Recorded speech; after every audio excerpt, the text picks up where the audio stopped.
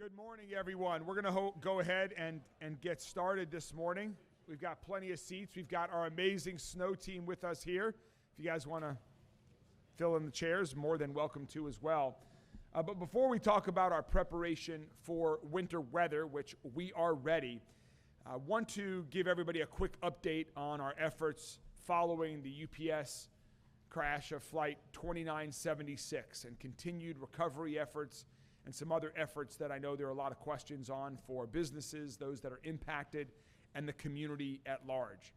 As you'll recall, last Friday, we welcomed the United States Small Business Association to Louisville. They now are at the Resource Center providing support to any small businesses that were impacted by the crash. And so we want to continue to encourage businesses to reach out to the Community Resource Center, to reach out to the Small Business Association. They are there to help. Last Thursday was a really special evening. In partnership with the Louisville Orchestra, we filled Whitney Hall with folks that came out to be together across the community to support the families of the victims, to support people who were impacted by the crash, to mourn and grieve together, to heal together, and to begin to move forward together through music. It was a very special evening. I want to thank Teddy Abrams, Jordan Harris, the chair of the board of the Louisville Orchestra, and everyone affiliated with the Louisville Orchestra for helping to partner with us to make that special evening happen. And at the site itself, we are making tremendous progress. I visited the site on Sunday with our Executive Director of Emergency Management, Jody Myman, who you'll hear from momentarily, to see the progress firsthand. And it's truly incredible that the work that is going on every day, 7 days a week at the site to continue to gather the remains as necessary with the NTSB investigation, and also to focus on getting businesses back in to their place of businesses, to getting employees back to work as quick as possible. Safety is the number one priority, but I can assure you that all of the teams are working with safety first and also with a mindset of how quickly can they get the job done. This was a Sunday afternoon, and the site was packed with people who are working incredibly hard. And one of those groups that's working incredibly hard every day is our colleagues at LG&E. Liz Pratt is here with us today from LG&E to give an update on their response and some timing about how things are going to happen. So please join me in welcoming Liz Pratt from LG&E. Thanks.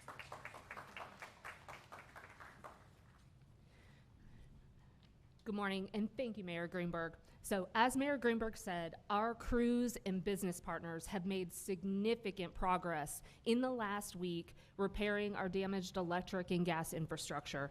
We have replaced the natural gas line and service lines along Grade Lane. We are now closely coordinating with Louisville Metro emergency services and responding agencies on site to determine when customers can safely access their properties. We've begun reaching out directly to our customers along Grade Lane to let them know electric and natural gas service is now available.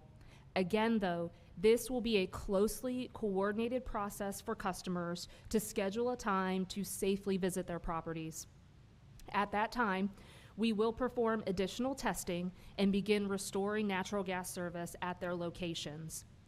There may be circumstances where, due to damages, a customer may have to have repairs made by a certified professional before their service can be restored. As we wrap up work along Grade Lane, our gas crews and business partners are now replacing the gas lines along Melton and Knopp Avenues. On the electric side, our crews continue working to get service restored for customers along Melton Avenue. As cleanup efforts progress, we'll continue shifting to the remaining affected areas along Knopp and Abel Avenues. Again, we appreciate our customers' continued patience, and we're working to make every effort to restore service safely and as quickly as possible. Thank you.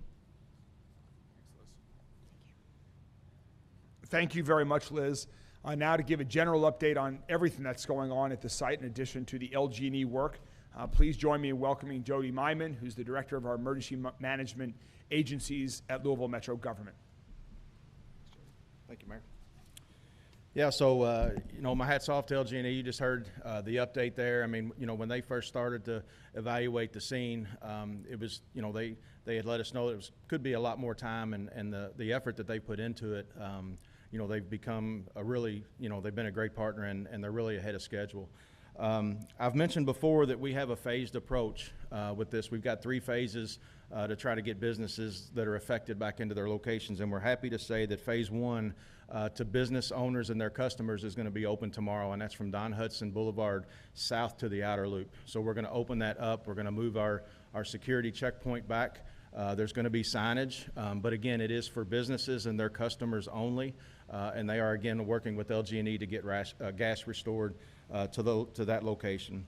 Phase 2 are the businesses that are north of Don Hudson to Crittenden Drive on Grade Lane, and they're being reached to by LG&E to get their gas services, and then that'll be a phased approach to get those businesses. Some of them are already in there working with their employees, but that'll be a phased approach again to get them in with escorted privileges so that they can begin work. And then our phase 3 again is the site, Melton Avenue and Knopp Avenue and Able and Hawkins, where it's directly surrounding the aircraft site itself.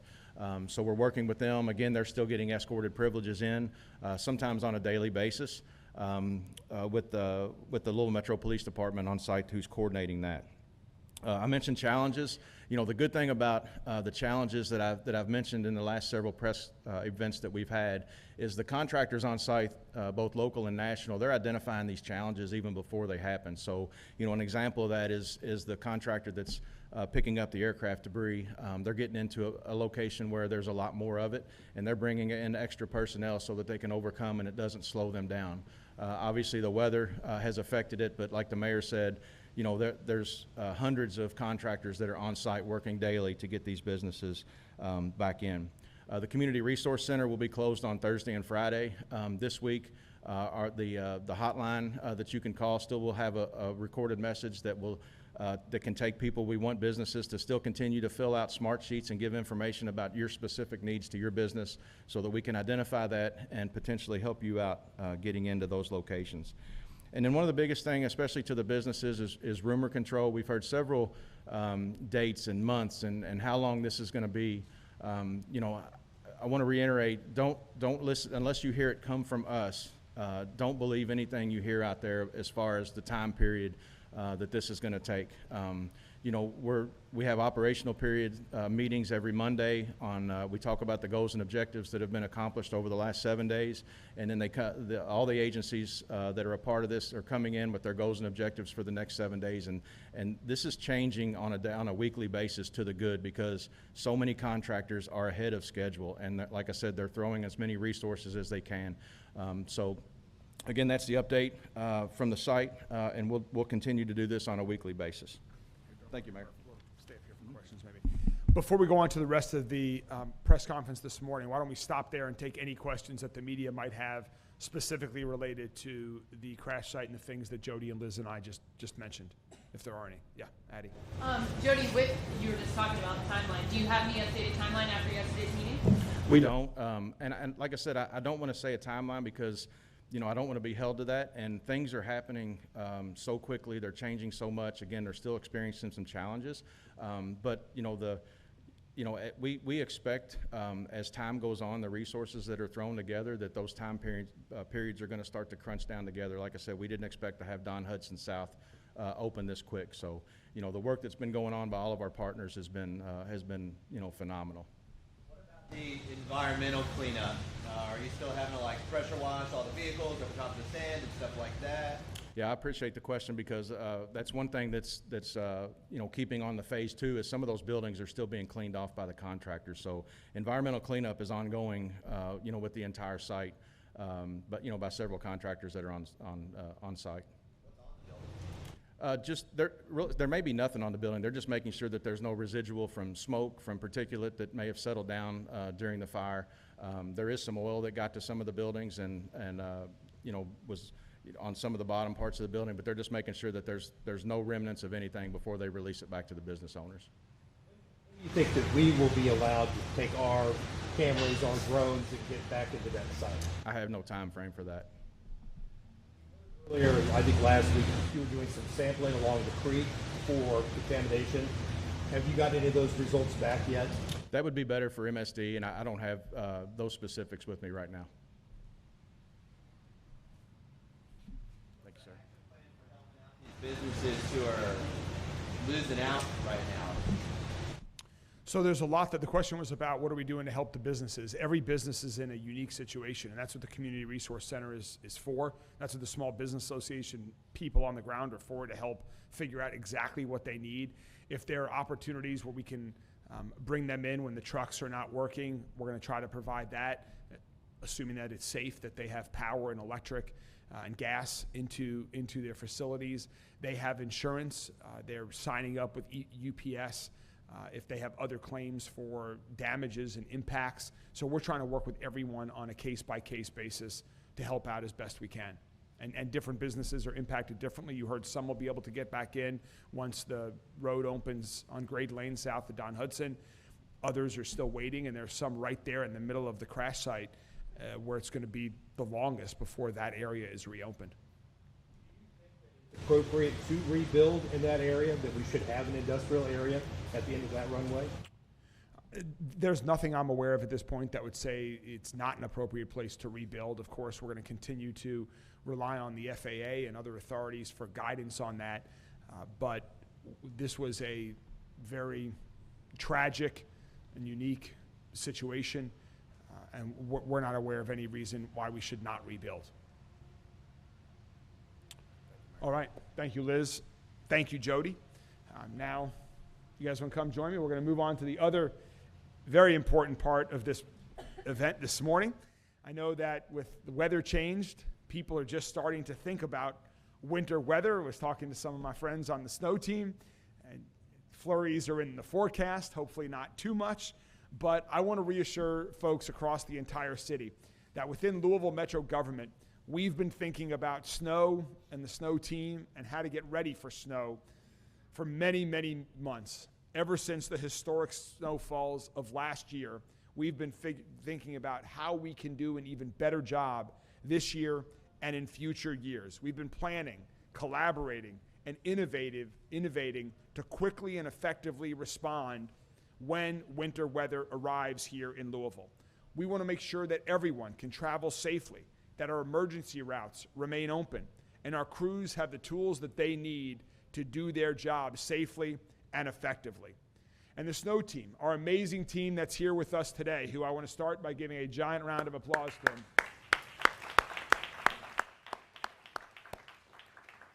This snow team is a great example of partnership and collaboration. We've got folks from Public Works Department of Transportation, Solid Waste Management Services, Parks and Recreation, Fleet Services, Codes and Regulations, and Emergency Services, all of whom make up our snow team. And here at Louisville Metro Government, everyone on our snow team, we are closely collaborating and partnering with other important organizations that contribute: the National Weather Service, the Kentucky Transportation Cabinet, Jefferson County Public Schools, LG&E, TARC, MSD. Taken together, we have over 200 people dedicated to our snow team to prepare for and respond when winter weather happens. We're prepared with more than 32,000 tons of salt, some of which is right behind us in this dome. We have more than 100 pieces of snow fighting equipment at Louisville Metro Government, which is up from last year, that we'll talk about in a minute. These crews are amazingly well trained.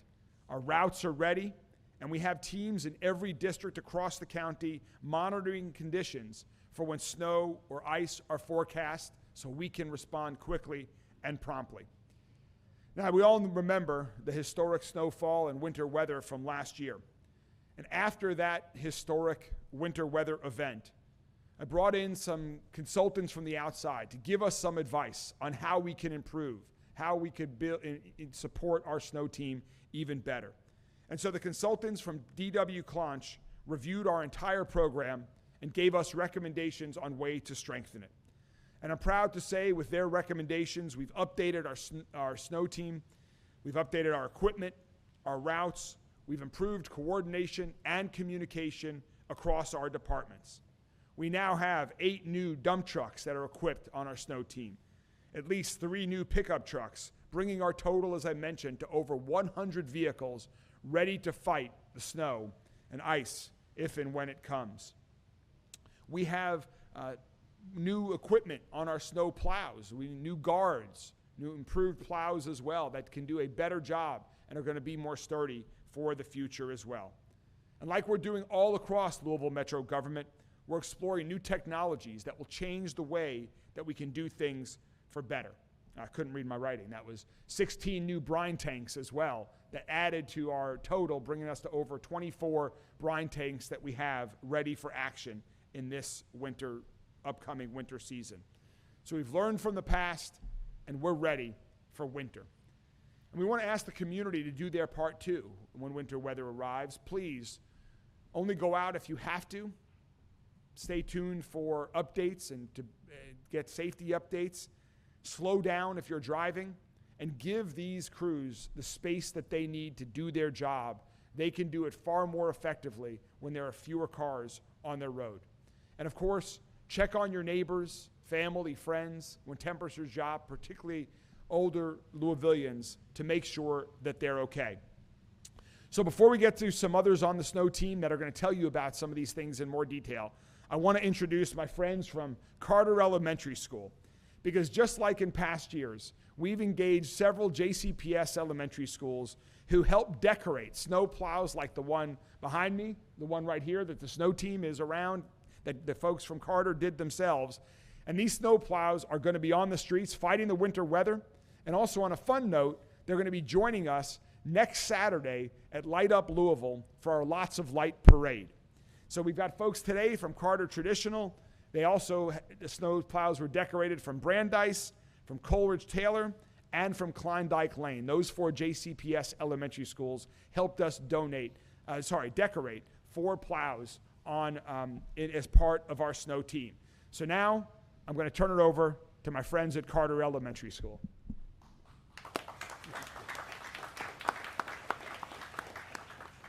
Hi, my name is Demi, and I would like to introduce Bill Bell, Department of Transportation.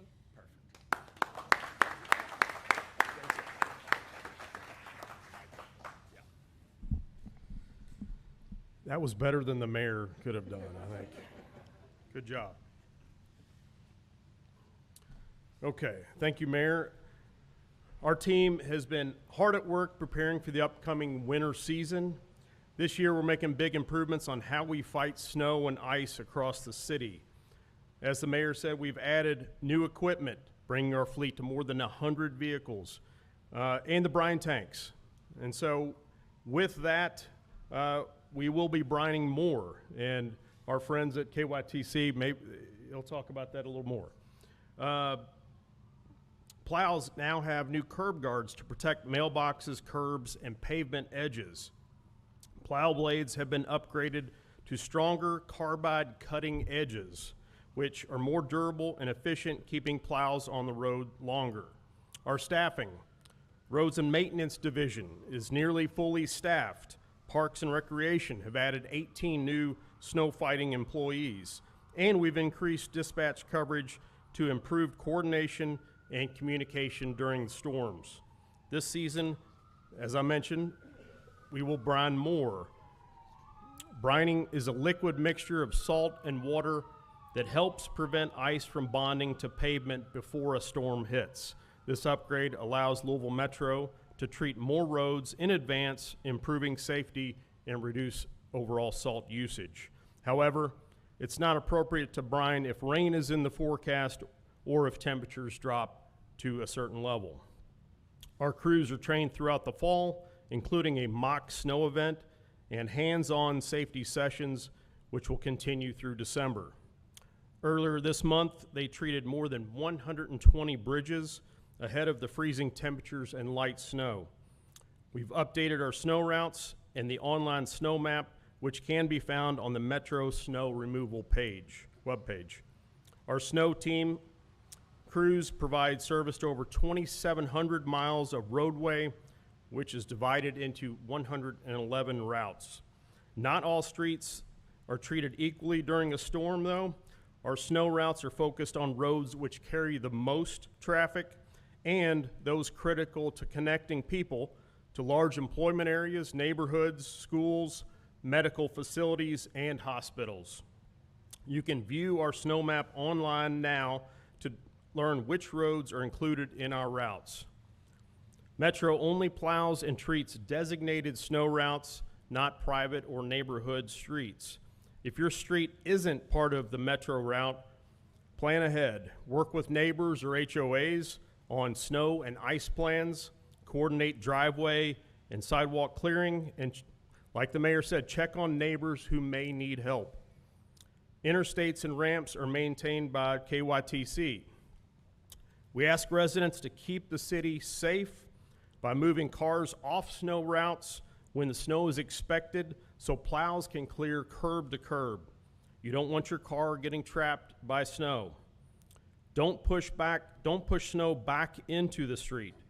And clear sidewalks, storm drains, and hydrants near your home when it's safe. If you must drive, go slowly and allow extra time because even treated roads can be slick, especially on bridges and overpasses. Please give our snow plows plenty of room. They're large vehicles and sudden moves around them can be dangerous. This year we're working to strengthen communication before, during, and after winter snow events, internally with our partners and with the media and the public. During any snow or ice event, we will share updates on our social media pages and at louisvilleky.gov/snow. And we'll do this every 4 to 6 hours. Finally, please stay weather aware, stay tuned for updates, and most importantly, stay safe this winter. And now, let's see. Right here. Just read that.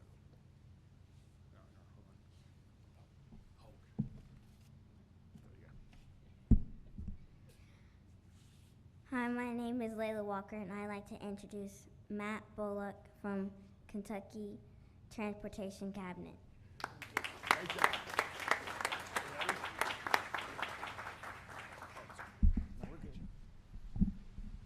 You pronounced my last name correctly. Thumbs up.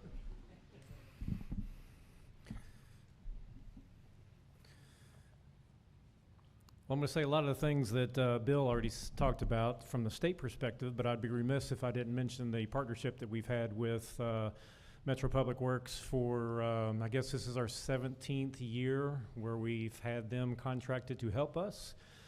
So the KYTC does in Jefferson County the interstates only, as Bill mentioned, the ramps, and Public Works for us. The snow team, other agencies do all of our surface streets that are state routes. Doing that for, like I said, since 2009. It's a great partnership. We work really well together. So, of course, it's snow and ice season, and our KYTC crews are ready to respond to winter weather. As already mentioned, we got a touch of that, I guess, on the 10th. We were staged and ready to go, and just didn't really have to do a whole lot to keep people safe. A great deal of preparation begins, though, well before snow ever falls. And as we call our team the snow fighters, and support staff have been preparing for months. Actually, as the winter weather for last season wraps up, we're already preparing for this season. So we are completing readiness checks, training, maintenance of equipment to make sure that our equipment is in top shape. We've also stocked up on our necessary materials, make sure all of our locations are full with our salt, calcium chloride, and other materials as needed. In District 5, we're responsible for 3,500 lane miles of roadway in our 8 counties.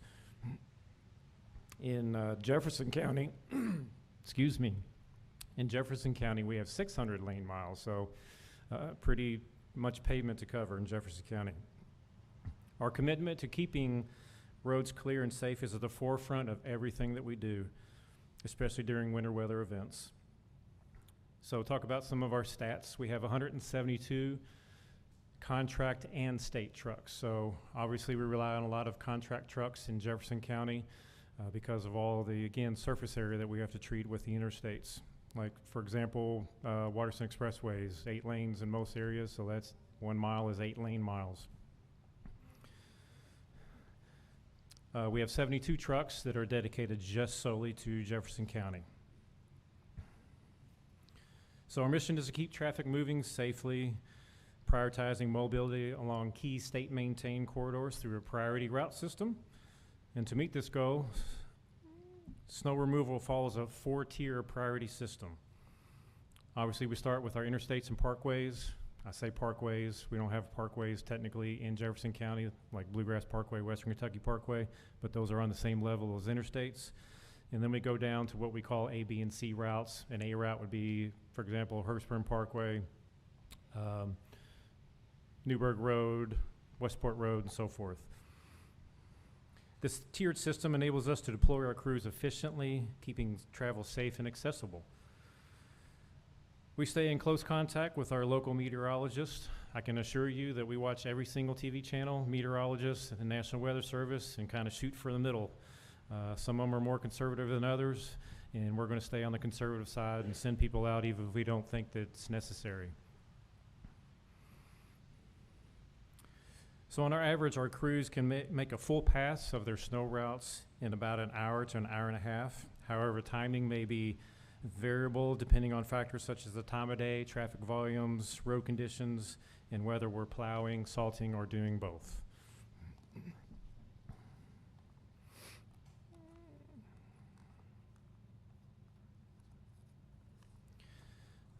So snowfall and participation rates can also affect timing, as higher accumulation rates may require additional passes or slower travel speeds.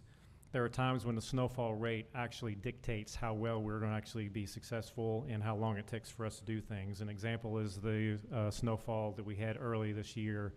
There were snowfall rates that we did our passes in an hour, hour and a half, and they were already covered with, a couple of inches of snow. And those are the rare times, but they do happen. Our snow fighters are dedicated to keeping roadways clear and safe. If you're driving during a snow event, please remember to slow down and give snow plows the room, as already mentioned. Our plow drivers are instructed to go to slower speeds than usually what the speed limit on the roadway is. So I know that some people get very frustrated with our drivers, and I know you guys have experienced this before. People honking and swerving and cutting people off that are in trucks, but we're not supposed to go any faster than 30, 35, whether they're plowing or they're salting. If they're plowing, they don't want to throw snow, over into the other driving lanes or over an overpass. And if they're putting salt down, driving too fast, that stuff will just bounce off the roadway. So give them the space, give them the respect. Also, of course, as already mentioned, if you don't have to travel during these events, it gives our equipment more room to work and allow the materials to work as well. So for information about conditions of our roadways, where we're working and so forth, it's best to visit snowky.ky.gov. Thank you. Thanks, Matt.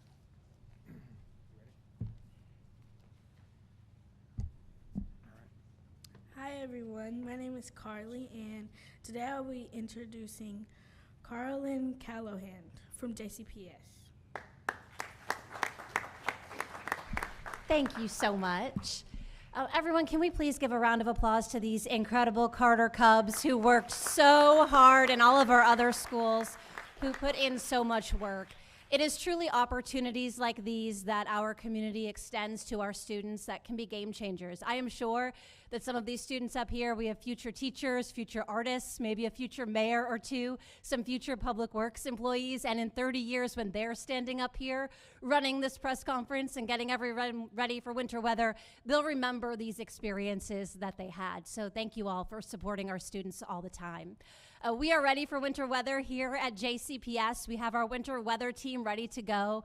We are ready with our plows, and we have a whole lot of salt. I don't know how much, but I know that we have a whole lot of salt ready to go as well. And we have our plans underway. We always make sure when we do get a winter weather event that we are plowing an entrance and an exit to all 160 plus of our buildings first. And then we go around as well. Our teams are looking for any downed power lines, downed trees, or any damage to our buildings as well. So our teams are ready to go for that. A really important message for our families: please make sure that your schools have your updated, correct cell phone numbers and email addresses, because that's how we're going to contact you. Those are two of the ways when we do have to make any adjustments because of weather. So we will text you, we will email you, we'll put it on our website, through our push alerts on our apps, through social media, and through the local media. We'll get that information out to you as well. But that's really important that we have that updated contact information as we start getting into the winter months, so that if there's anything we need to let you know, we have all of that prepared for you. So again, thank you for your collaboration. Thank you to Metro government, to the National Weather Service, to everyone who also works with us and collaborates to make sure that we have the most up-to-date weather information so that we can make the best choices that we can when it comes to the safety of our students and our staff. Thanks, everyone.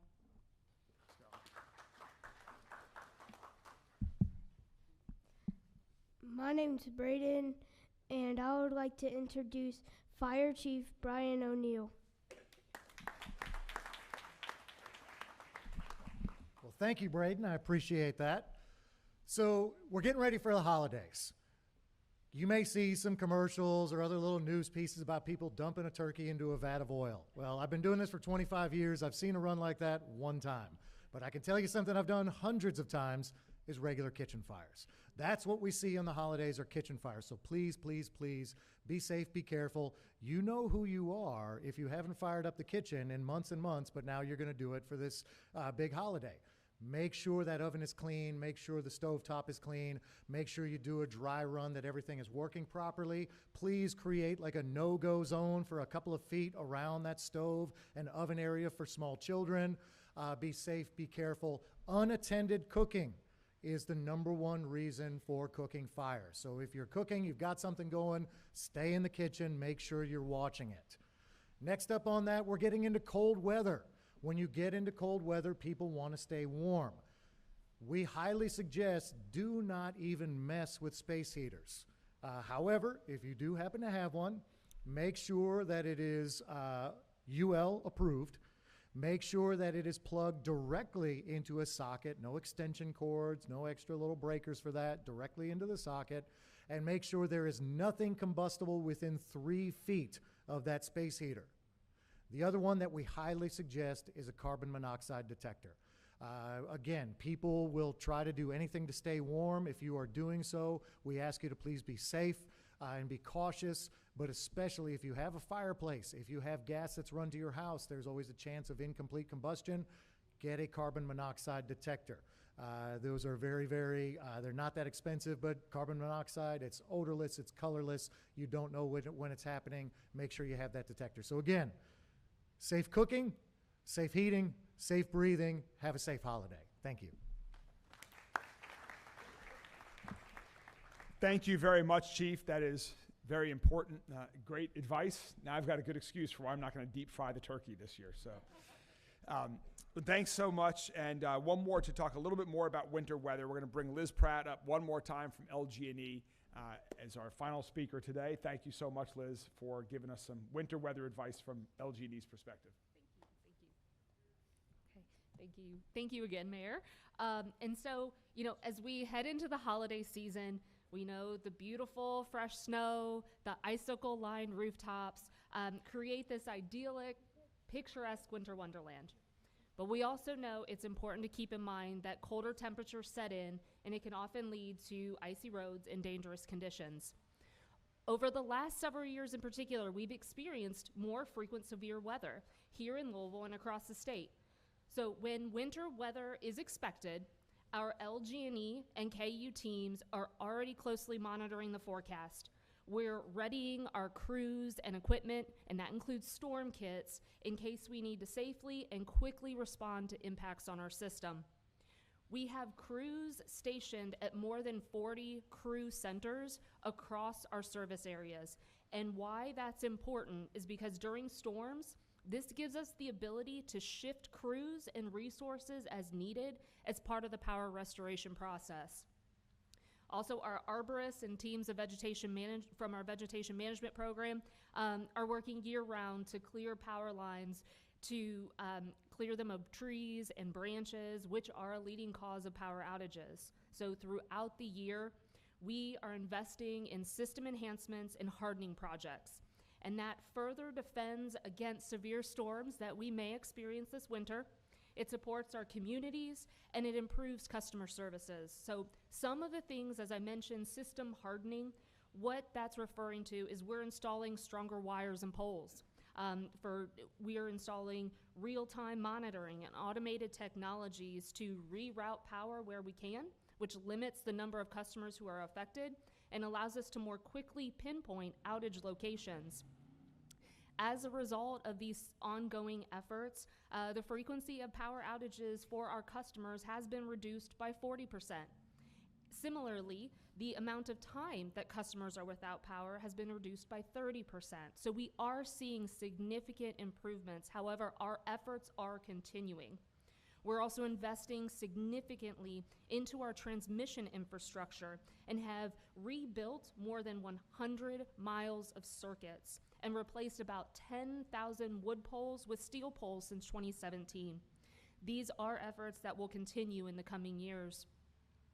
We've also enhanced our system design criteria so that any new facilities will be constructed to withstand a minimum of 100 mile per hour wind gusts and more ice accumulation. So as we think about what we're doing at LG&E and KU to prepare, there are also steps that we encourage our customers to take to prepare for the winter weather season. First, download our mobile app. You can access it, you can access your account from anywhere you are at any time while you're on the go. You can also report power outages and track the latest updates.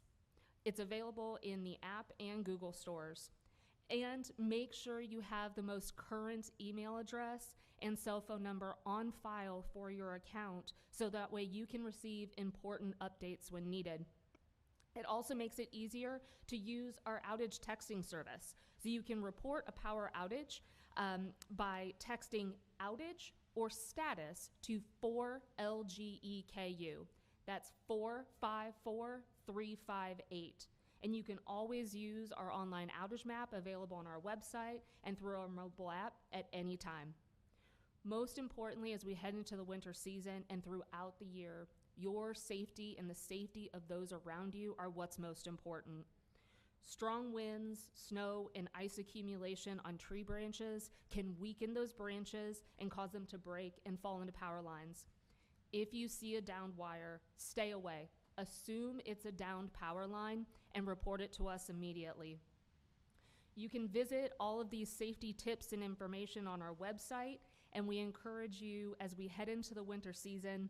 We wish you all a safe and happy holiday season, and if winter weather strikes, please know our crews and hundreds of employees behind the scenes are ready to respond safely, efficiently, and as quickly as possible. Thank you.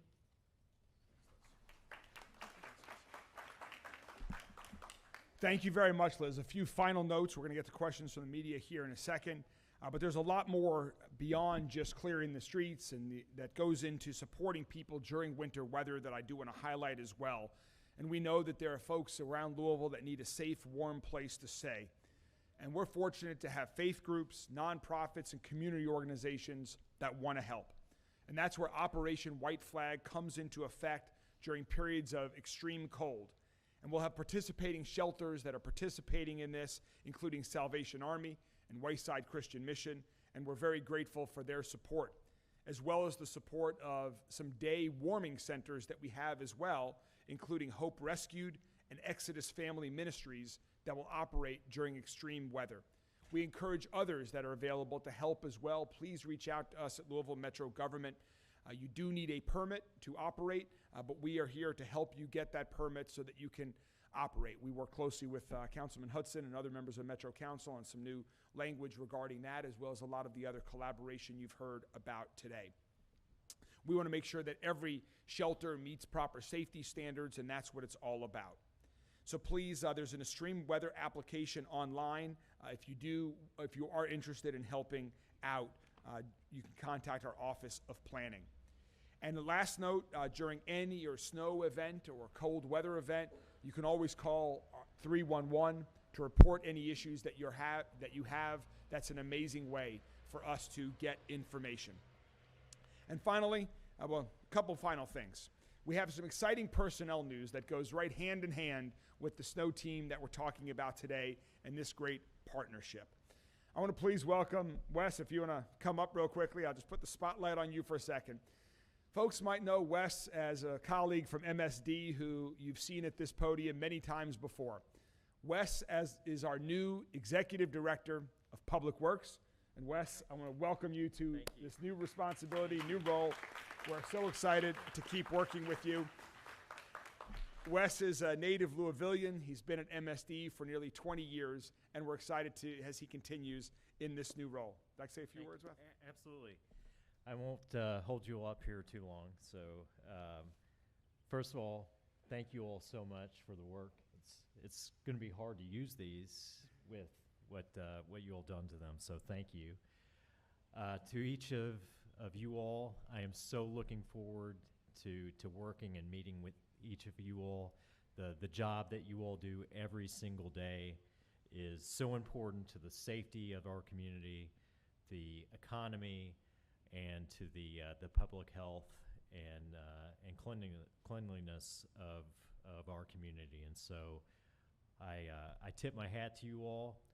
Like I said, I look forward to working with you all and empowering you and finding ways to make your jobs easier and more productive, and to build on collaboration and partnerships that I've been able to build in my career at MSD.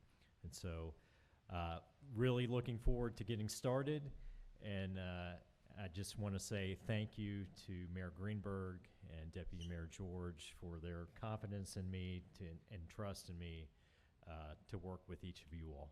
So thank you. Thank you. Congratulations, Wes, and a special thanks to Bill Bell and Shannon Logan for supporting Public Works during this transition and your continued service. We've got a great team that is ready for winter weather and so much more. One final announcement. I want to remind everyone once again to hope to join us for Light Up Louisville. That is a week from Saturday, so it's the first Saturday in December. It's 3 to 9 p.m., right smack in the heart of downtown Louisville. We're going to have an amazing Lots of Lights parade. We're going to have projection, light show on Metro Hall. There are wonderful activities for families, for kids of all ages. It's free and open to the public, so we invite everyone to enjoy this weekend with your family. And then next weekend, please join us downtown for Light Up Louisville. There's a lot more information online. And finally, I just want to express my thanks. I'm thankful for so many things in life, for my amazing family, but also for this wonderful community that we're all a part of. And I'm thankful for the strength of our community coming together during challenging times, as we just saw following the UPS crash, and every day of the year to help others who were in need. I wish everyone a happy and a healthy Thanksgiving. I hope everyone has a wonderful holiday with family and friends, has some time to recharge.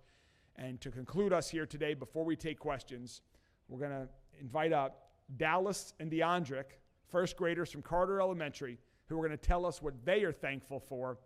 And I'm so excited. So Dallas, you want to lead us off? Ready? 1, 2. Here we go. Oh, hold on. Let's get the microphone there, right? My name is Dallas, and I'm thankful for my family. So nice. You ready, DeAndrick? All right. 1, 2, 3. Yep, here we go. My name is DeAndrick, and I'm thankful for my friends. All right. Well, Dallas and DeAndrick, those are two wonderful things to be thankful for. Hope everyone has a wonderful Thanksgiving. And with that, I'm happy to take any questions from members of the media. Roberta. What's the cost of getting a bunch of the new brine, all the new updates you guys brought to the snow? What was the cost of all of that? Bill, do we have the cost? I know we put some money in the mid-year budget adjustment, but that's for additional things, right? Okay. Or do we have to get back to him? Okay.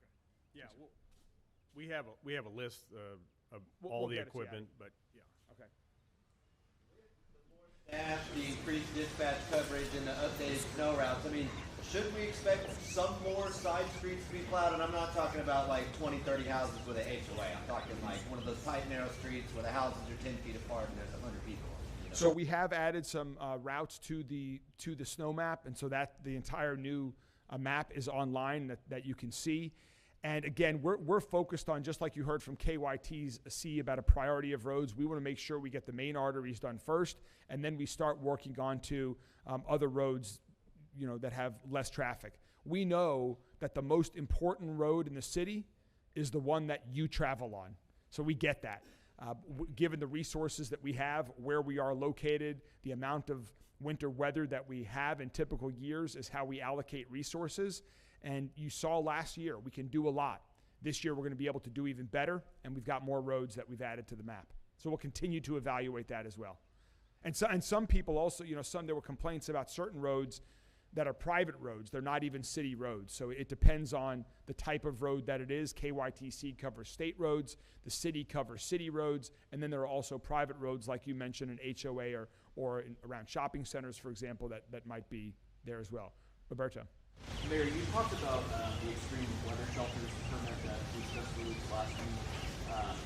The Office of Planning, I don't think, has still created a new license for the accessory use for churches and institutions. We have programs like Room in the Inn that really don't have a permit or a way to get one of those accessory use permits. What's the plan for that?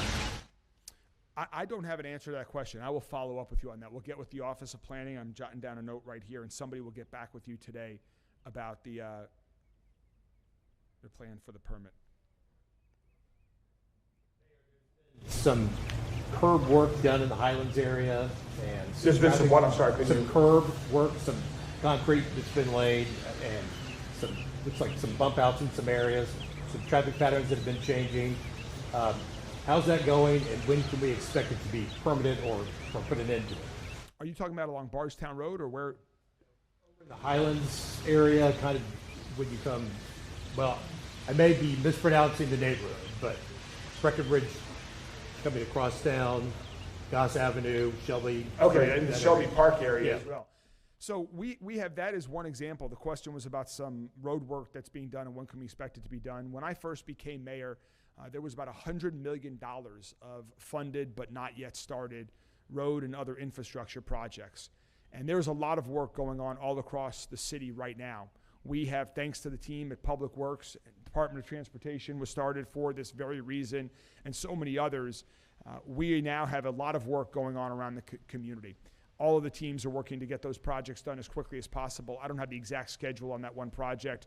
Bill and his team at the Department of Transportation can get the specific answer on that one project. But you're going to continue to see a lot of road and infrastructure improvements as our teams now get these funds invested so that we can improve our infrastructure, improve the safety, and improve our neighborhoods. The subjects and the transportation cabinet and the dark interstates. We've been hearing for about a year and a half that you're going to be doing some work. When are we going to see something that's concrete? Lights. Do you want to answer that, Matt?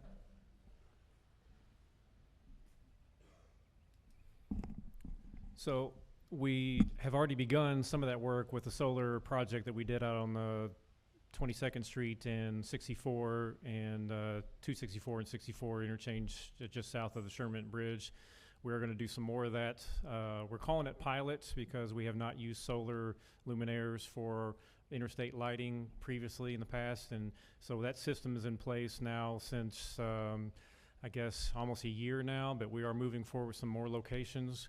As you might imagine, solar luminaires are a lot more expensive than our traditional, as we call them, the Cobra headlights. So we're taking small bites of the apple, working with the mayor's office on some priority locations for where we're moving forward. But to say that we're going to get all 26 locations done at a certain time frame right now would be a little bit short-sighted.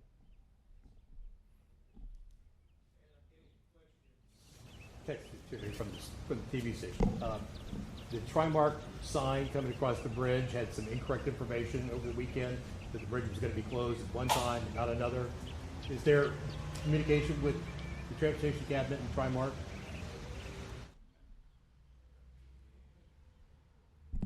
Absolutely, Trimark works for us. I don't know specifically what you were referring to as far as a miscommunication there, but we coordinate our project engineers on our projects with necessary messages on their signs.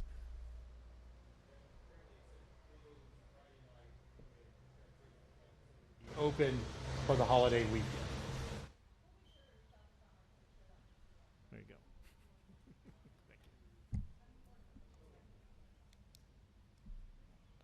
Well, it's Maxwell. Mayor, many of us, is there a possible timeline about the restoration of the lights on I-75 north? Avenue on the way to 71 North? The lights on. Again, you all are asking a lot of questions. I'm going to direct all these KYTC questions to Matt and our KYTC friends that can answer to you. The highways and the lights on the highways, those are the KYT responsibilities, and so we'll defer those questions to them. One more question regarding snow routes. I know last year there was some complaints from JCPS parents, and obviously there's neighborhood streets versus what streets you guys covered. But how much did you guys collaborate with JCPS to make sure that, I don't know, if more streets, that have JCPS students or families on, was there any collaboration from that aspect of trying to? We definitely had conversations with Carolyn and the entire JCPS team. They have a whole team of folks that, a smaller version of our snow team, as you just heard Carolyn talk about. So we had collaboration and conversations with them about what worked, what didn't, how we can make some improvements. Last year was a historic series of winter weather events with snow and ice and cold weathers that made fighting that accumulation incredibly difficult. If that becomes the norm every year, then we will have to do even more. Our belief is that's not yet the norm for Louisville, Kentucky. So we think we are well prepared for this year, and the conversations that we had, the consultant that we engaged informed our decisions, the investments that we've made, and we're ready for this snow season. You are able to get those main roads cleared out. Are you promising that you'll work your way kind of out from those main roads as long as they're covered and it's not, pouring more snow and ice on them? We will do the routes that are on the snow map. So we don't expect under any circumstances to be doing roads that are not on the snow map. And if folks think that we've had conversations with our Metro Council to get their feedback on additional roads in their districts that may have been missed, just like we had conversations with JCPS. If people think that there are roads that should be on the snow map, we encourage them to call 311 to let us know, and we'll, of course, always consider it. This is a living document. It hadn't been touched in probably over a decade. So that's what this year's review was about. And now, every year, we're going to continue to update that if we need to make additions to the list. But folks should not expect roads to be plowed by Louisville Metro government that are not on the snow map. Any others? All right. Oh, wait, last question. Maxwell brings home here. Has there been a date announced or location for the next community safety commission? The question was about the next date for the Community Safety Commission. Yes, there is a date, time, and place. What it is, I don't have it off the top of my head. We'll get it to you, though. But it has been announced. Well, thank you all very much. Hope everyone has a wonderful Thanksgiving. And again, to everyone here on the snow team, thank you all so much. You do incredible work.